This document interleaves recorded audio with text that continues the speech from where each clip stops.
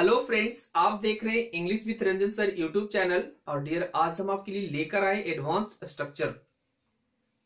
बहुत पढ़ने के बावजूद भी वो फेल कर गया, या खुद के लिए कि बहुत पढ़ने के बाद भी मैं इस बार क्वालिफाई नहीं कर पाया।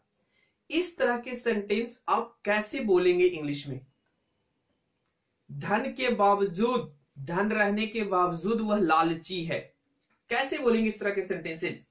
तो इस वीडियो में हम सीखने वाले हैं इसी तरह के सेंटेंसेज को इंग्लिश में बनाना, कि इंग्लिश में हम कैसे करेंगे। तो चलिए शुरू करते हैं और देखते हैं कि आपके पास क्या है।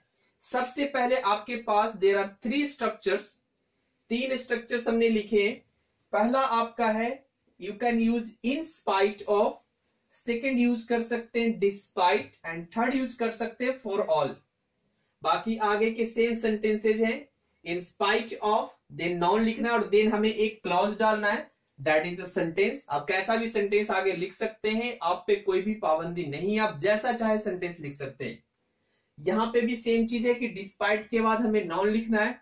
अगर आए कि किसी का ये क्वेश्चन रहे कि सर अगर हमें वर्ब लिखना हो तो वर्ब को हम V4 फॉर्म में लिखेंगे, और सबको पता भी होगा रीजन कि क्यों लिखेंगे, कि वर्ब का जो V4 फॉर्म होता है, चौथी क्रिया होती है ING वाली क्रिया होती है, वो नॉन के इक्विवेलेंट होती है। तो दैट इज वाई कि अगर हमें नॉन के जगह वर्ब लिखना हो तो हम आराम से ING वाला फॉर्म लिख सकते हैं। तो तीनों स्ट्रक्चर आपने देखा कि इन spite of non plus subject plus verb plus object, in despite non subject verb object, for all non subject verb object. तीनों सेम सेंटेंस है, सिर्फ फ्रेज शुरू में जो मैंने यूज किया अलग अलग किया है। पुत्र के रहते हुए भी वह असहाय है। पुत्र के रहते हुए भी वह असहाय है। जनरली आज के जनरेशन में यही होता है, लोग माँ बाप का ध्यान नहीं रखते तो हम लोग बोलते हैं, या आस पड़ोस वाले बोलते हैं, यार बेटा उनका है फिर भी वो असहाय है, कोई उनकी मदद करने वाला नहीं है। कैसे बोलेंगे इंग्लिश में? पुत्र के रहते हुए भी वह असहाय है। तो हम तीन में से किसी एक का यूज कर दें, like in spite of. In spite of हमने यहां से लिया इन स्पाइट ऑफ, अब नॉन लिखना है तो आपको यह देखना है किसके रहते हुए, पुत्र के रहते हुए। तो इन स्पाइट ऑफ सन्स, हमने प्लूरल फॉर्म में इसलिए लिखा कि एक से ज्यादा पुत्र हो सकते, अगर आप चाहो तो आप सिंगुलर रख सकते हो, कोई दिक्कत नहीं है। In spite of sons. अब सिंपल में ये जो सेंटेंस हमारा है, बड़ा ही इजी सेंटेंस है, आप इसको लिख दीजिए। वह असहाय है मीन्स ही इज हेल्पलेस। पुत्र के बावजूद वह असहाय है।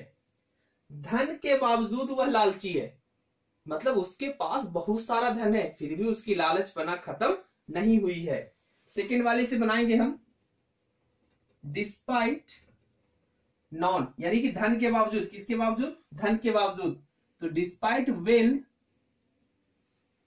ठीक है। अब यहां पे आ गए, मतलब कहने का हुआ कि इंस्पाइट या डिस्पाइट, ये जो भी लिख रहे हैं ना, ये इसका मीनिंग है, ये इसका मीनिंग हम लिख रहे हैं, ठीक है। डिस्पाइट वेल्थ, वह लालची है। He is greedy, he is greedy. धन के बावजूद भी वह लालची है। बाधाओं के बावजूद उसने अपनी जीवन में सफलता पाई। बाधाओं के बावजूद उसने अपने जीवन में सफलता पाई। तो हम क्या लिखेंगे? थर्ड वाले का यूज करते हैं, for all, for all problems, या लिख सकते हैं हिंड्रेंस, ठीक है। फॉर ऑल प्रॉब्लम्स या हिंड्रेंस, उसने अपने जीवन में सफलता पाई। He got success in his life. In his life. Clear हो गया? कोई दिक्कत नहीं, हमने सबसे लिखा।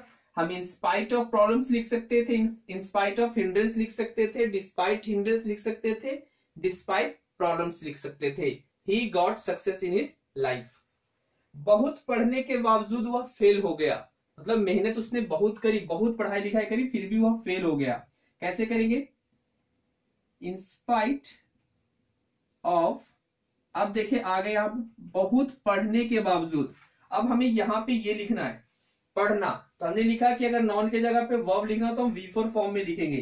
तो इन spite of reading a lot, बहुत पढ़ने के बावजूद, वह फेल हो गया। He failed, he failed. सब कुछ रखने या होने के बाद भी वह लालची है।